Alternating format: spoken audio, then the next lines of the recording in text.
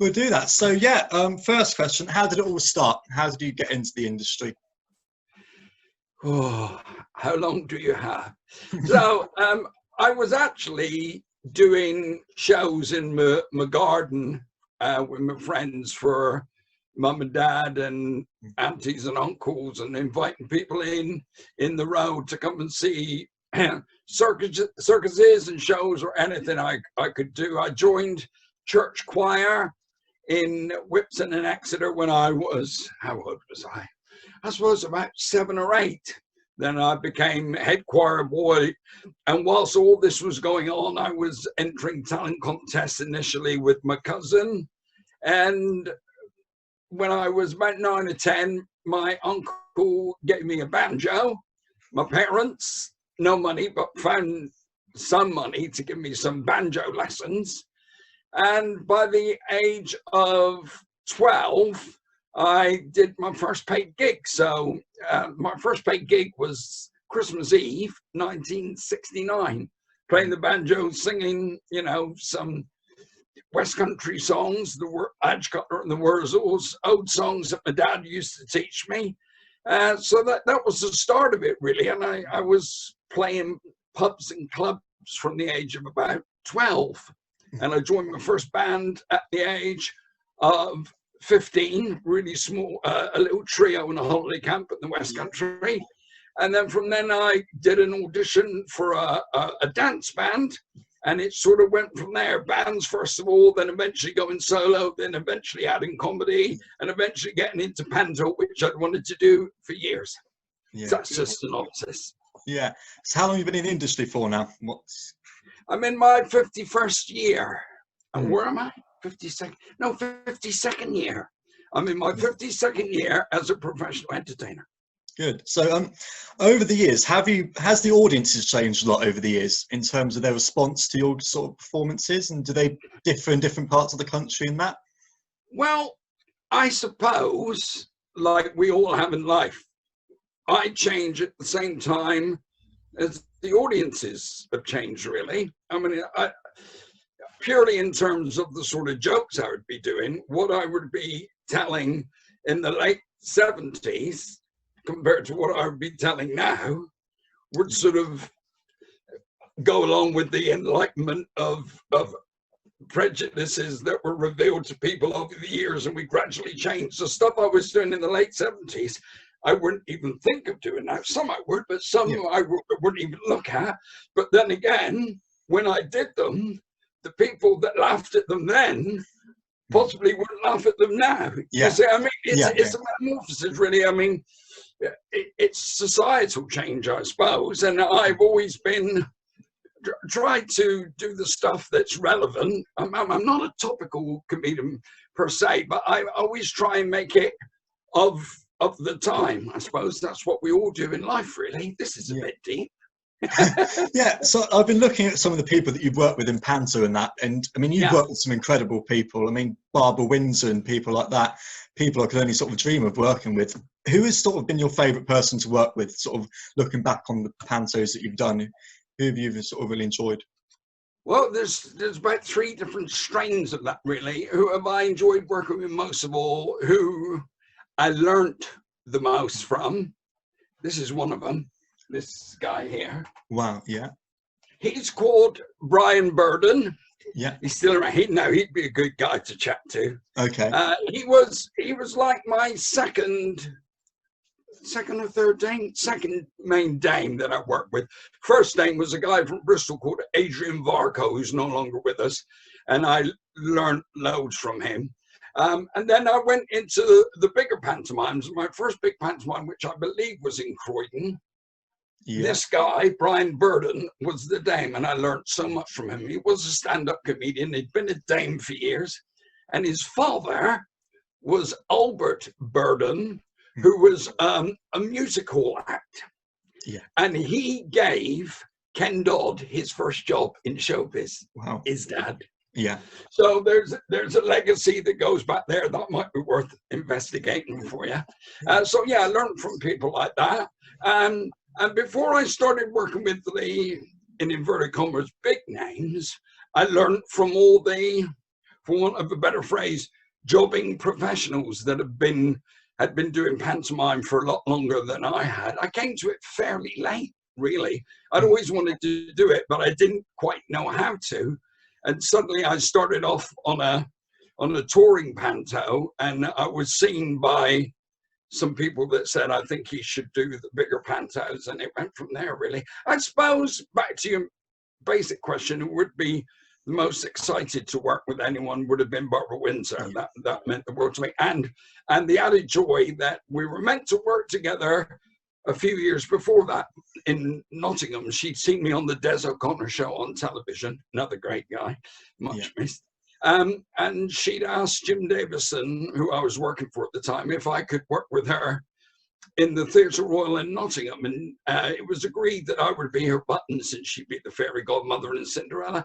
But then she was not very well, so couldn't do that one. But always said that should she ever do panto again, she would want me to be her lead comic. And when she came out of EastEnders, she agreed to work for First Family, the company I was working with. And two of the main clauses on her contract were that it would be a brand new stage set. Yeah. And another clause was that Andy Ford would be the comedian. So I was actually on Barbara's contract, and we became really good friends. In my mind, she'd always been my hero, and I knew how lovely she was going to be, and she was. And we'd sit there in the dressing room before the show, and even during, say, the interval, and she'd tell me these wonderful stories about the Carry On films and people in the business and how she started. And the year that I worked with her was her 60th anniversary as a performer on stage. It was Christmas Eve, actually. Yes, she started on the same day that I got my first professional, obviously a different year, but Christmas Eve. Yeah. So we stood on stage together at the Bristol Hippodrome, me celebrating, I think it was 41 years at the time, and her 60. And there is a video somewhere on YouTube of us. Yeah, I've seen it, yeah. You've seen it? Yeah. Well, what an occasion. My wife took that video, by the way. What a wonderful occasion that was. So Barbara, I miss her so much, and I'm still in contact with her wonderful husband, Scott. And she was everything I wanted to be in show business.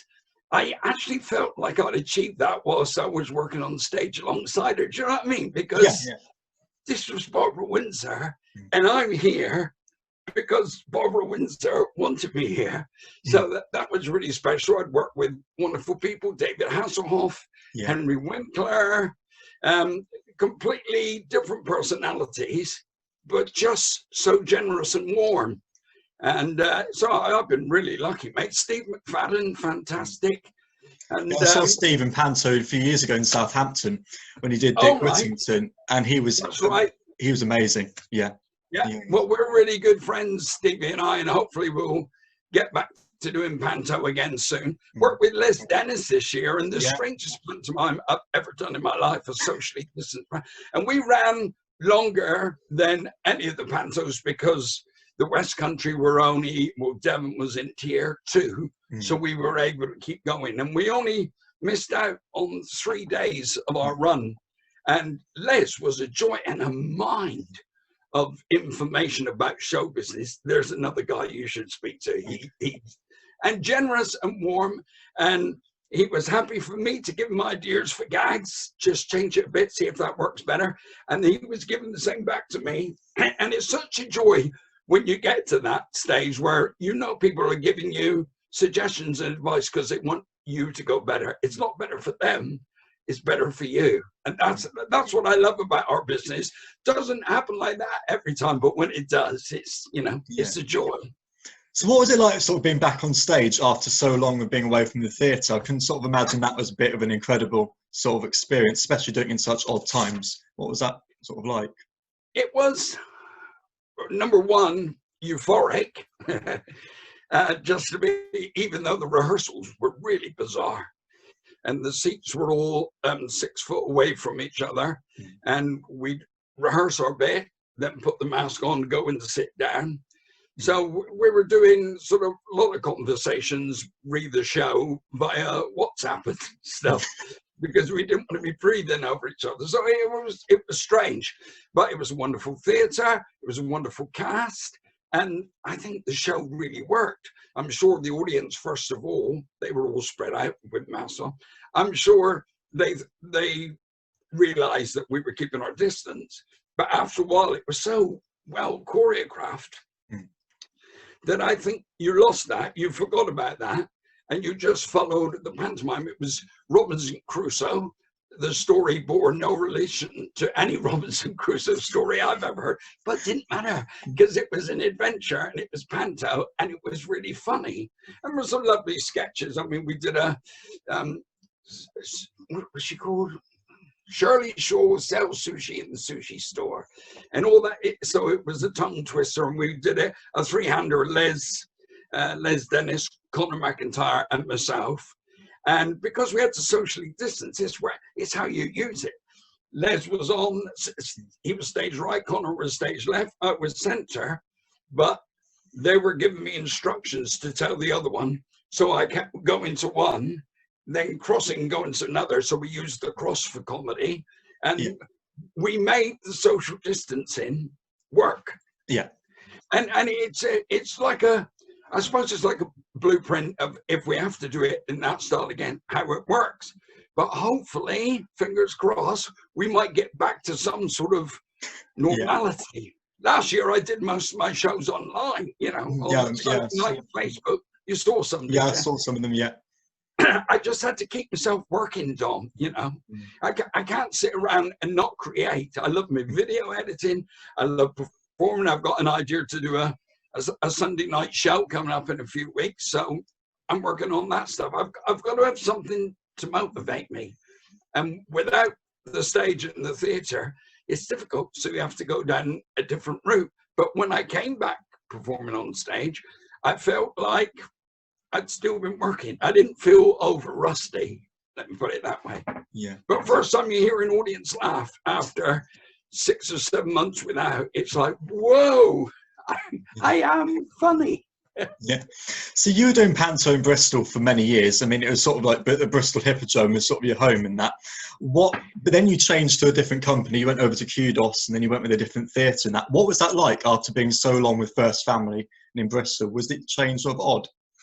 The company's views are fairly different. Both got the positives, and it was a joy to work. But I had actually worked for Kudos before I'd worked for First Family, so it was a little bit like going home, and everyone welcomed me so much. But I suppose First Family's main West Country venue was the Bristol Hippodrome, and I did it for 7 years, whereas Kudos's main West Country venue was Plymouth. And even if after they took on the First Family venues, they'd still considered Plymouth. So that's where they put me. And it was great because I'm a Devonshire boy. So to work in Devon was great. I feel that the Bristol thing will come around again soon. And I look forward to going back there when that happens. And also I'm happy to work anywhere. We're performers. If you open the fridge, we do 20 minutes. You know what I mean? So I've been very lucky with the pantos. I've done all over the country: London, Milton Keynes, up to Doncaster, Sheffield, Bristol, Plymouth, everywhere really. And panto audiences just want to be entertained. They don't actually care where you come from. Just be funny and warm. Make the kids laugh. Make mum and dad laugh. Don't embarrass granny too much.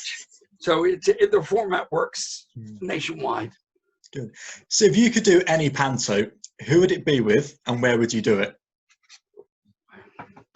Right, living or dead? Yeah, anyone. Living, dead, anyone.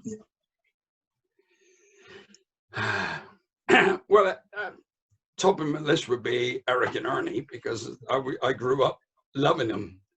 But how my comedy would fit next to two people doing comedy together, I don't know. Although they weren't lovely with Des, but they were like Team Eric and Ernie v. Des, so I don't think it would become like three people working together, it would be two against one. Not that that's a bad thing. So in my mind, that would be, I think it would be Eric and Ernie as maybe PC Ping and PC Pong. Although that don't work in Cinderella, which I love, but those characters, the fairy would be Barbara, the Baron or equivalent would be someone like Henry Winkler, I think. Dame, well, there's so many great ones. There's Eric Potts, Brian Burden, Adrian Varco, loads. So any of the above, all brilliant dames. Female lead. Let me just have a little think of this, because I've worked with some lovely female leads.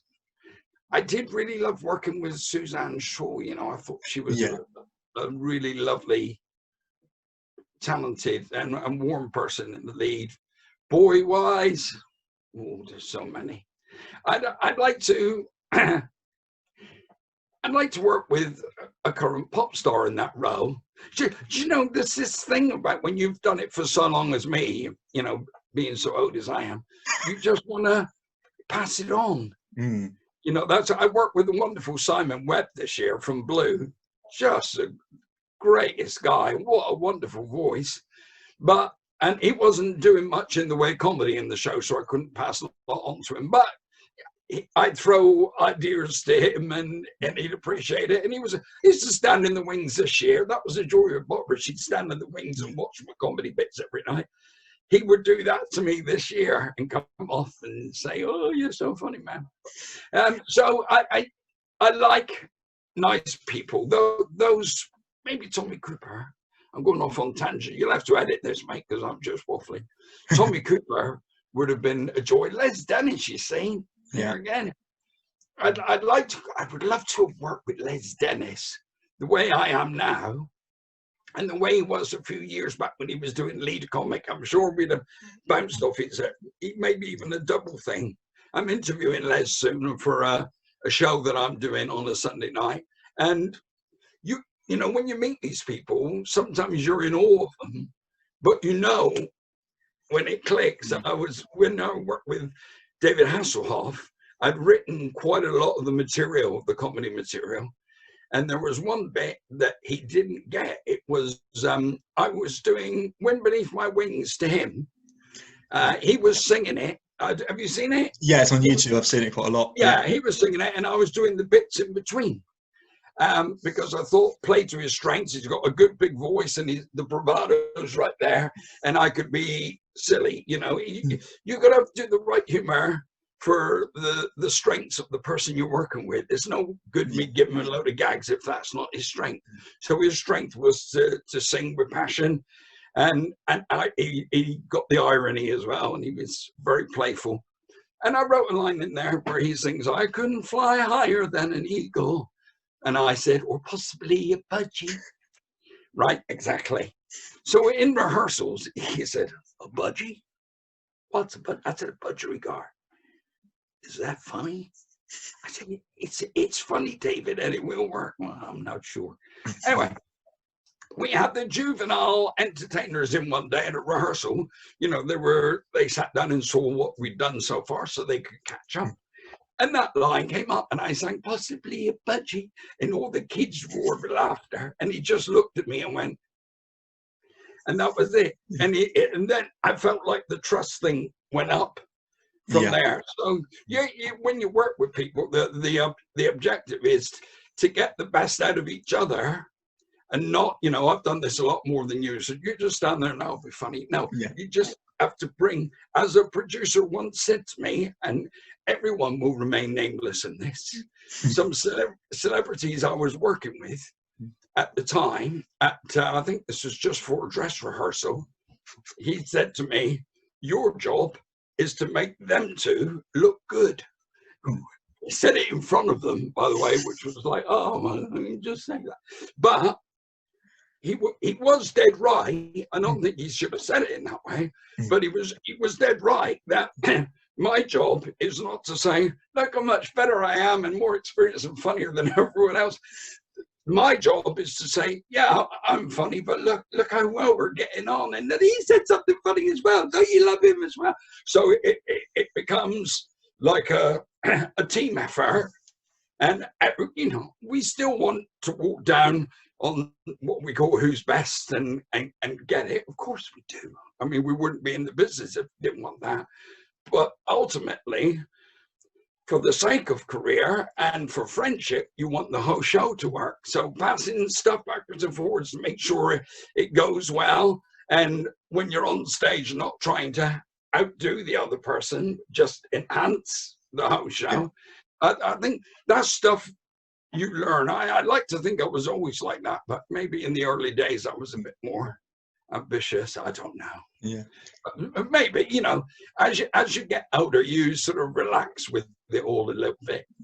So I'm really hoping that Michael Ball would do panto one day, because obviously Elaine Page did it a few years ago in London Palladium, and Michael was interviewing her on his radio show, and he was saying that if she enjoyed panto, he would do it as well.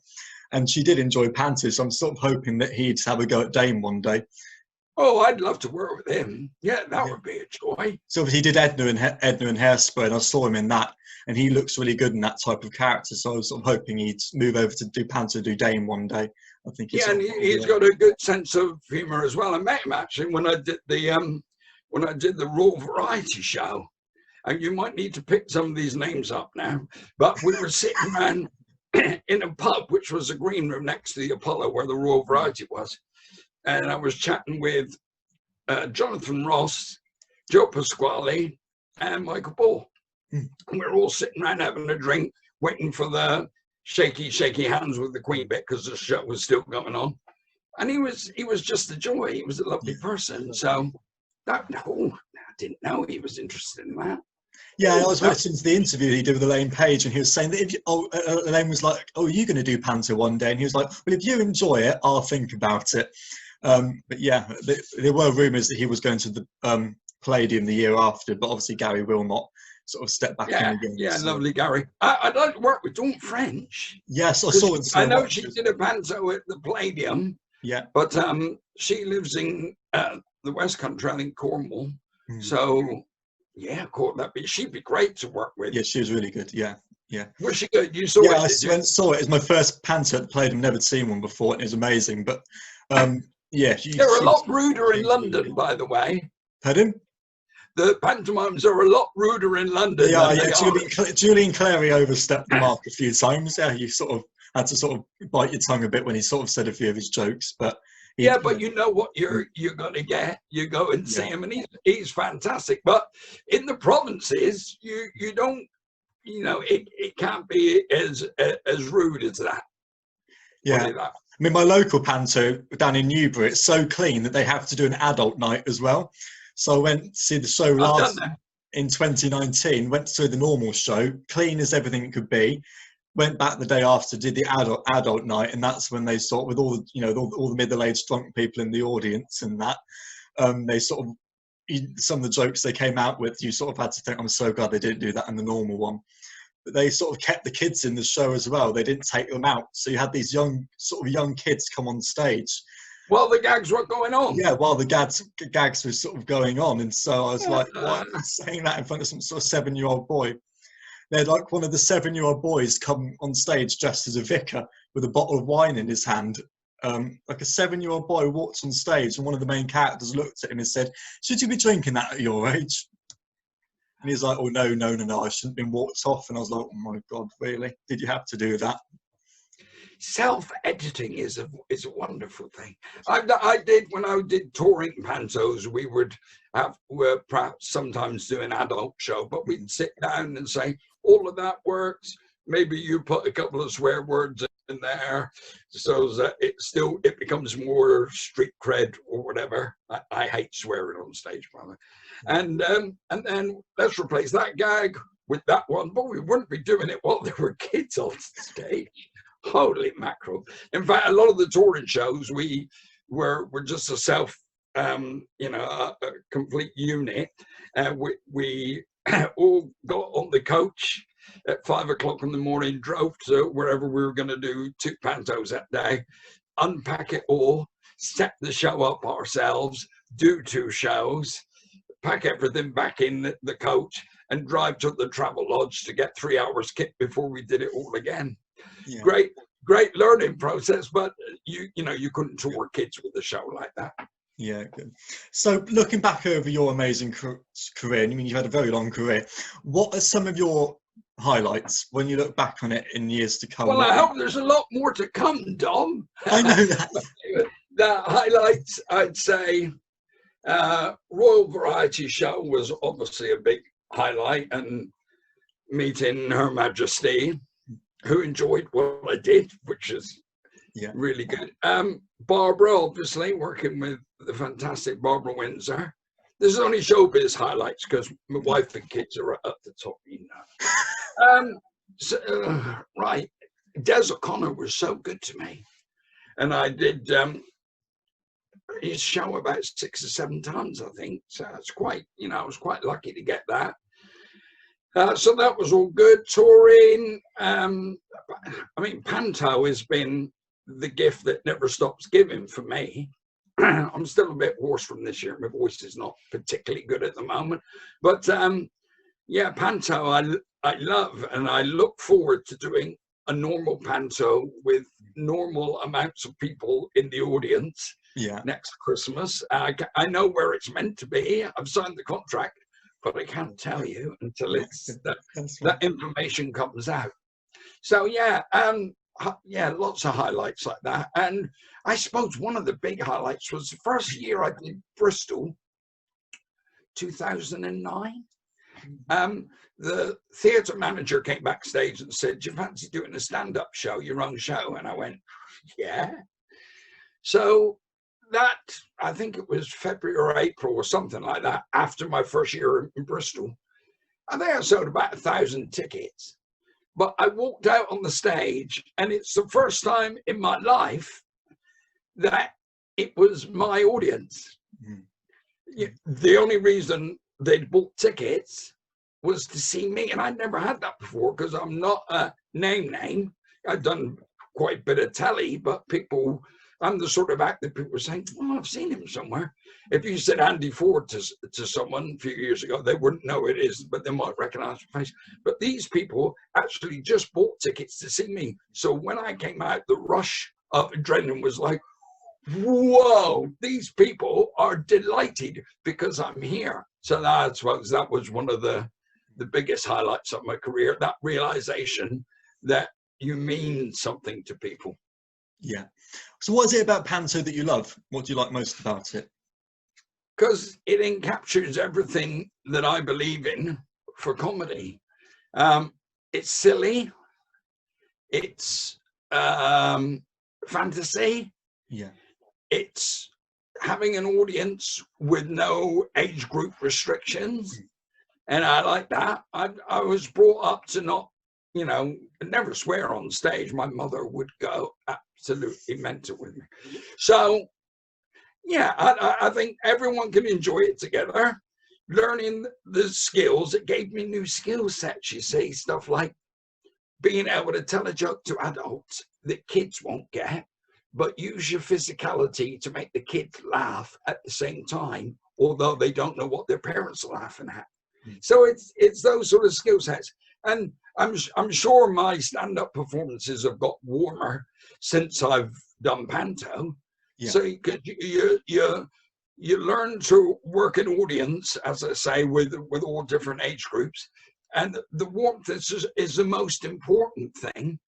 But also you learn the skills of breaking the fourth wall, as you do, comedians do in pantomime, working with other people. That was a biggie because I'd always done solo stuff. So suddenly, just, you know, you're like, wait there, I'm going to be funny. Doesn't work in panto. So learning to work in an ensemble situation was one of the joys of doing panto. Scared me, first of all, and I'm sure I was given advice to just put it back a little bit, Andrew. We're all on stage in the early days. So yeah, but you know, life as well as panto is a learning process, and I probably still got more stuff to learn. In fact, when I was chatting with Les, I'd learned some bits I hadn't known before, and he said that some of the stuff I said to him he'd never thought of before. So it's that to and fro thing. I wanna do it for years to come and get better at it. Really. Would you ever play Dane? Is that something you'd like to have a go at? I keep saying no, and it came up again this year. Oh, right, okay. Les reckons I could do it, and the producer was saying that I could do it. I've got to face up to the fact that I'm 63 now, so I can't be playing the silly. You look 40. Oh, see, please don't edit that bit out. I'm not editing any of it. It's fine. So yeah, I still love being the cheeky comic and winding the dame up and all that sort of thing. But one day I suppose I'll have to put the frock on at some point. Well, I always thought I'd maybe go into the Baron Hardup roles that make them funny, but Dane is quite a staple of panto, and to be fair, if it's good enough for Les Dawson, how can I poo-poo it? My wife won't be happy with this because she does want me to play Dame. Well, I don't at this stage, but maybe if I do it one day, I got to do it different to everyone else. I've got to make my Dame mine. I don't want to pick a Dame voice that I've heard someone else do, or a Dame style of delivery that someone had to. It would have to be the ridiculous Andy Ford, but as Dame. Yeah. It's hopefully it's a little way in the distance, but we'll see, I guess. Yeah. So is there anything that you haven't done in your career that you'd like to do? A film or anything like that, more TV? Is that something you like to do? Well, I've done bits on a couple of films. Yeah, I'd still like to do it. I'd like to a chat show on telly. I'd love the idea of that. I still like writing comedy very much. I enjoy writing comedy, and I like editing my little shows together and stuff. So, pardon me. This is my little studio here. I put all this stuff together, but I don't know. Have you seen some of the midlife crisis comedy videos I've done? Yeah, I've seen a few. Yeah. Well, they all look like epic productions. But they're all done in my front room with green screen, and I edit them here in this studio. That stuff, I just love being creative. So who knows where it'll lead? Yeah, telly's always a great thing, and I'd love to do more telly. But I'm at a stage in my life now where if it comes along, great. I haven't stopped trying to make it happen. Yeah. But I don't think I'm as crestfallen if things don't come off that I would have been 20 years ago. But yeah, I'm still ambitious. I just, I love doing these interviews. I don't know who's going to watch this, but if you're looking for someone to do a chat show, I am your man. Is that right? Yes. Good. One final question, because I don't want to keep you too long. All right, lover. What advice for people do you have wanting to get into the industry, into comedy, into panto? Whoa. The advice that I was given myself, first time I met my wife, she said to me, those jokes you're doing, this is 1991, I met her, those jokes you're doing. I said, yeah. Do you think they're funny?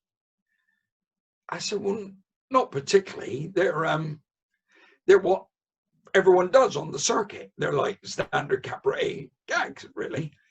And she said, why don't you do the stuff that you find funny? And I thought, well, that's a bit weird. Okay, so anyway, I reinvented myself, basically. I became more physical. I watched the physical reactions and emotions of kids and put them into an adult body. That was how it started getting more frenetic. And I love my Monty Python and the Goons. So it all started, the surreal stuff that was inside, I started to pull it out. And my comedy became more organic to what I believed. And the upshot is I didn't get any work for 2 years. All the agents, and that's it used to be a safe act. You used to do stuff we know you'd always go well.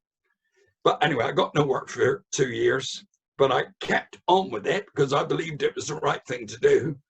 And then, like the year after that, I got the Big Talent Show with Jonathan Ross, Raw Variety, Des O'Connor, and all those things happened. And Des once said, introducing me on one of his shows, please do not adjust your sets. He really is like this. Yeah. And that was one of the best intros I've ever had on television, because it just said, there's no one else like him. So although it was a bit of a rocky, my advice would be, although it's a bit of a rocky road, if you've done one style for a long time and then you come to your eureka moment and capture what you really should be doing, if it doesn't work straight away, don't panic, because you've got to stick with it. That's my advice. Just to pull the comedy from inside out. Don't absorb and take in all the stuff that you find funny and makes you laugh. Absorb that, but then mix it in with what you believe and present something that's totally you. Good. I just want to go back quickly to obviously before your time when you worked with David Hasselhoff and Henry Winkler. Obviously, they're from a country where panto is pretty much non-existent. What was it like working with them two? Because did they sort of bring a different energy to a panto that you've sort of not seen before? Did they just work well? David had done a couple before I worked with him, so he sort of started to get it a little bit.